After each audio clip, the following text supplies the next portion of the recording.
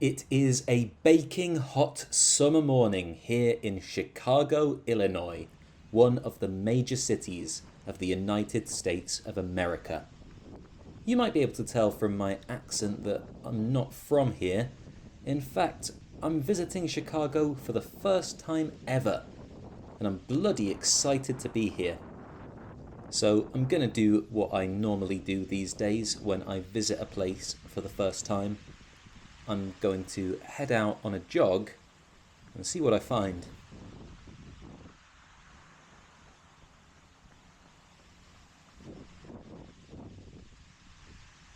Chicago is a huge city. In fact, it's the third most populous in the entire United States, which makes me feel like I have a bit of a daunting task here, because part of me wants to find a route that I can use to kind of tell a story about Chicago, but it's hard to say exactly what it is that I'm looking for.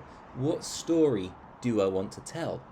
This city certainly has lots of stories to tell, but what should I focus on? Maybe I could talk about its architecture. It's got some impressive buildings. Or maybe I could tour some locations relevant to the history of labor unions and the fight for workers' rights in the United States. Chicago is arguably more important in that story than any other American city. But I could just as easily do a run inspired by Chicago's historic association with the Mafia and Al Capone. Or house music. While I'm at it, maybe I should throw in something about baseball, or deep dish pizza, or Kanye West, or the bean. I mean, all of these things came up in one way or another while I was staying in Chicago. But what I'm trying to get at is that if I try to tell the whole story of Chicago, I simply won't do it justice. There's just too much going on to give everything the attention it deserves. Nonetheless, it's clearly possible to have a pleasant, freewheeling jog through some attractive areas while still showing off an interesting and important side of Chicago. And when I say side of Chicago, I mean it quite literally, because for today's run I'll be sticking to the eastern edge of the city. For this outing, I'll mostly be following the city's most popular running trail. Welcome to the Chicago Lakefront Trail. Yep, Lakefront. Let me just emphasize that in case any viewers had the idea that I was by the sea. That's not the ocean on my left. No, it's Lake Michigan, one of the 5 Great Lakes of North America. It's very big. The Chicago Lakefront Trail is a path of about 18 miles in total along the western shore of Lake Michigan. It connects 4 public parks. I've started my run in Grant Park on the edge of downtown, which is roughly halfway along the trail. Can I make it to Jackson Park, 8 miles south of here? Let's see.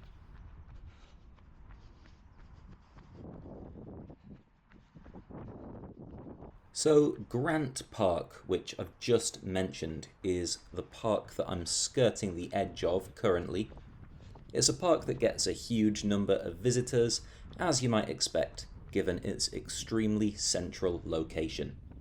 It's been considered public ground since the beginning of Chicago's history. Today it's home to a cluster of public museums. We're not at all far here from the famous Chicago Pokemon Museum. That is not actually true. I made that up. That was the Field Museum. It has an excellent collection, but they do currently have a Pokemon fossils exhibition on. I'm not making that up. You came to take us. All things go. All things go. For a lot of this run, I'll be travelling through Burnham Park. That's where I am right now.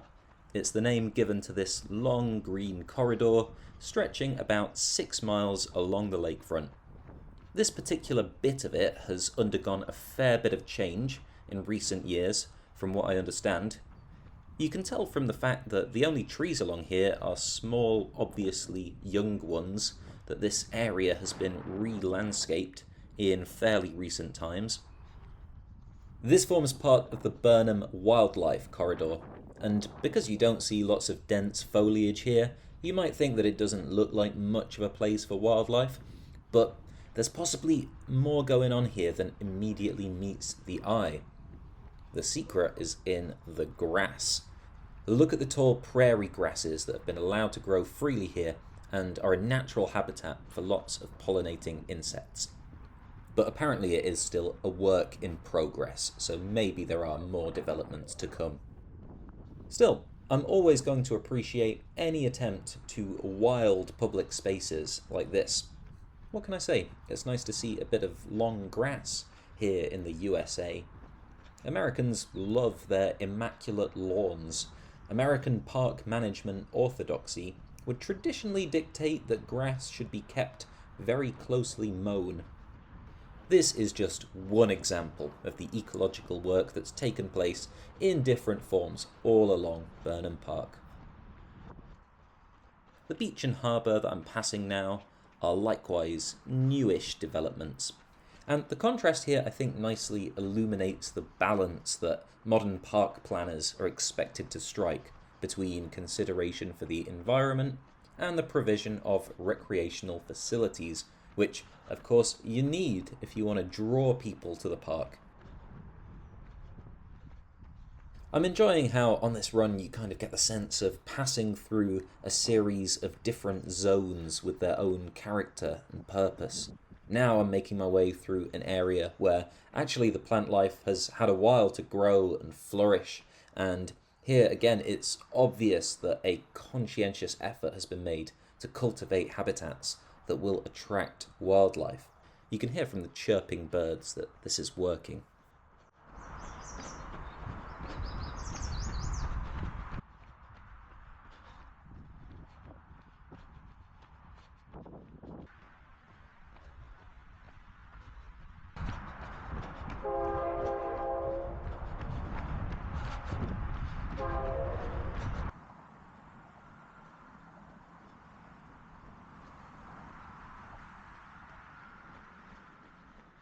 Burnham Park is named after a man who played an extremely important role in shaping the city of Chicago. No, not him, don't be silly. I'm talking about Daniel Burnham, whose vision for Chicago still affects the way that the park operates to this day. Burnham was a highly influential urban planner and architect. You can find buildings that he designed all over the US, and there's even one in London. But by far the city that he's most closely associated with is Chicago. The monumental Burnham Plan of 1909 proposed radical changes and ambitious additions to the layout of the fast-growing city of Chicago. Burnham's proposals were based on his deeply held belief that beauty and order were the primary objectives of urban planning, and vital for fostering civic identity and pride. If the Burnham Plan had been fully realised, today Chicago's parks would extend further out into Lake Michigan, spread across a host of artificial islands. The city would boast a radial street network inspired by the boulevards of Paris, and a towering domed civic centre in the heart of the city's downtown. Of course, most of this never came to pass, but some of it did. One of those islands got built, known today as Northerly Island. But there's another major contribution of the Burnham Plan that was implemented and has endured, and that's, well, it's this. Burnham was staunch in his belief that the lakefront should be protected public space, and that conviction continues to be honoured to this day. So it's thanks to Daniel Burnham's proposals back in 1909 that I can do this long run along the edge of Chicago and go for miles passing through uninterrupted parkland, even if, admittedly, at times there's not much space separating me and the busy highway Lakeshore Drive to my right.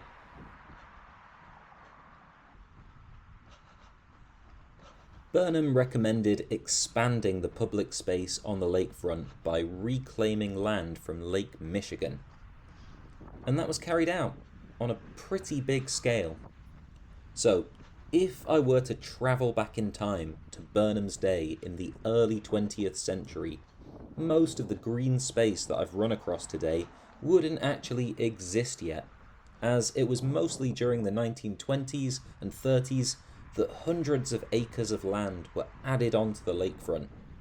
This extra land was mostly created using material dredged from the bed of the lake, with a bit of waste matter mixed in there as well.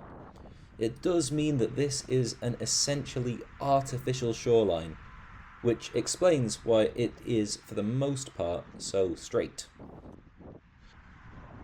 The path that I'm running along, the Chicago Lakefront Trail, is a more recent addition, with its origins in the 1960s.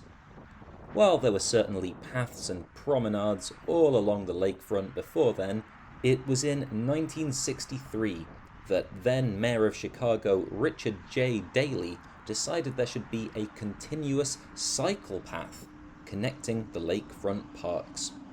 So this path started out as the city of Chicago's first post-war piece of designated cycling infrastructure. This was actually quite a bold decision for the time, as the 60s was an era when cities were being organised around cars, and cycling was not particularly fashionable. If you go back a little bit further, several decades earlier, let's say, we can see that Chicago does have a rich cycling heritage. In the 1890s, Chicago was manufacturing more bicycles than any other US city by quite a margin. While researching this video, I enjoyed reading about the cycling mayor, Carter Harrison IV, who made provisions for cyclists a big part of his 1897 election campaign. According to an article in the New York Journal at the time, that was how he won it. But the popularity of cycling declined substantially when automobiles became widely available. Perhaps the creation of the Lakefront Trail cycle path was one of the triggers for a cycling revival, which is still growing in momentum to this day. You can see that today the trail is separated into a path for cyclists and a path for everyone else, something that they've had to do recently in response to the enormous growth in popularity of this trail with cyclists and with walkers and runners over the years.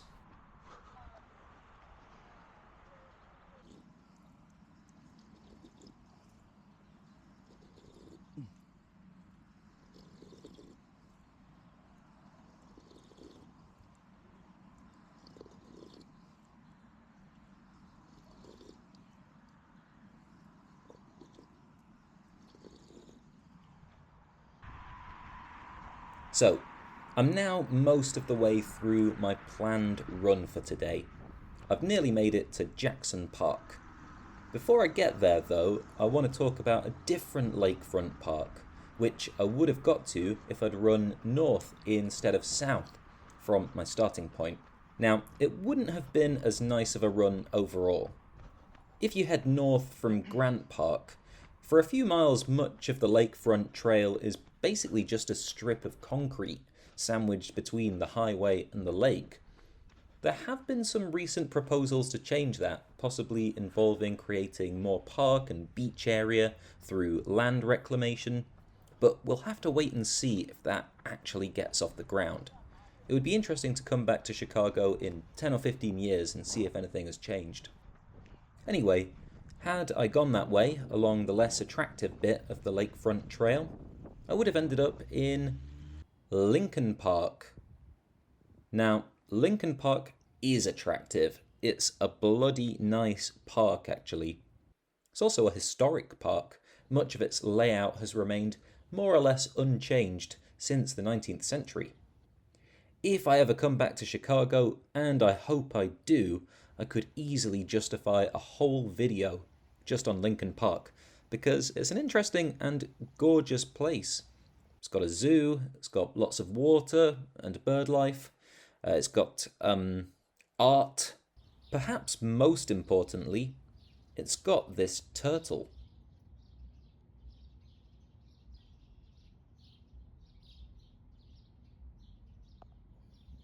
It's obviously not really been captured in the video just how hot it is, but trust me, it is sweltering. And 7 miles or so deep into this run, I am starting to flag a little bit, it must be said. But not long to go. Yes, we have made it to Jackson Park.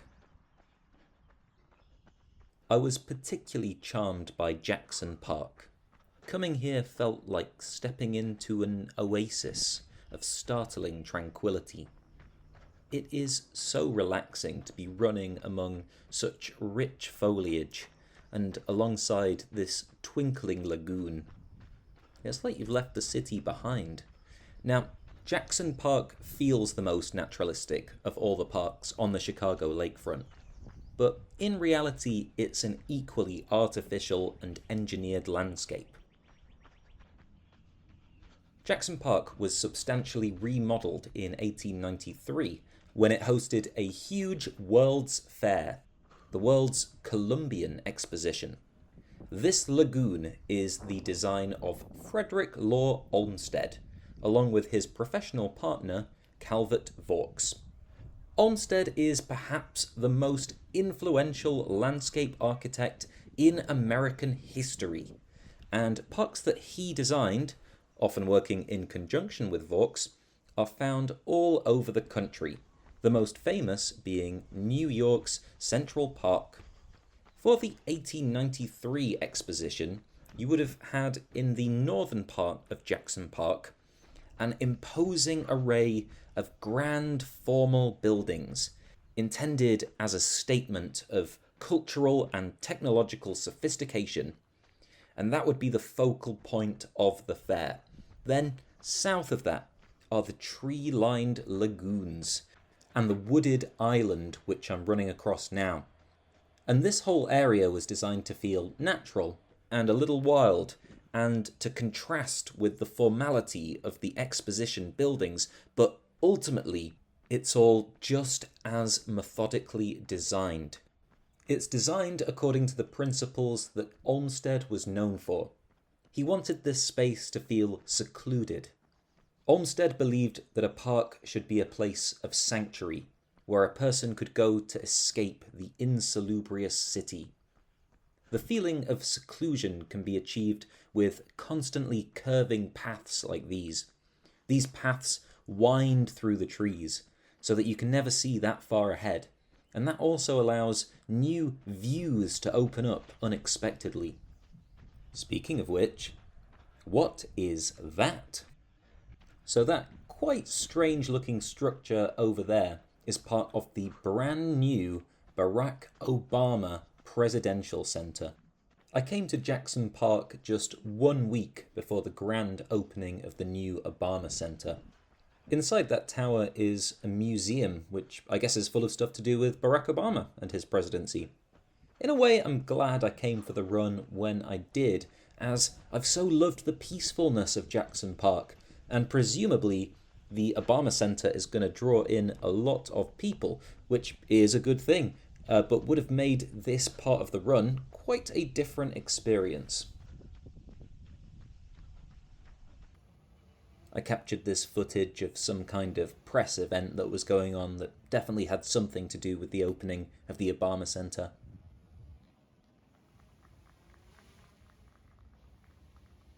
The entirety of the area that I've explored today sits within the district that Obama governed when he first became an Illinois senator.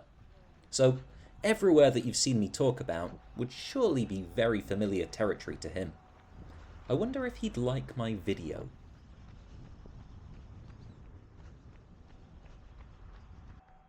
This building has come in for a fair amount of flack, but I actually genuinely like it. I think it's an interesting design. Ooh, it's a bit grotty in here though. Hope they tidy this up.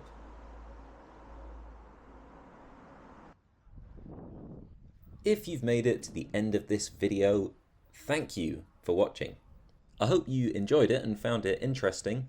I had a lot of fun making it. If you live in Chicago and you've stumbled upon this video, I'd be really interested in hearing what you thought of it, so let me know in the comments. If you want to see more videos like this, then go ahead and subscribe to the channel. If you liked this, I'm positive you'll enjoy my first video in America. That's come up on your screen now. Go and watch it. So, right here, in the middle of the campus of the University of Chicago, where Barack Obama once taught law before moving into politics, this seems like a good place to finish up for today. I'll be back soon to show you the final adventure of my Midwestern running tour. So maybe I'll see you there in Minneapolis. Bye for now.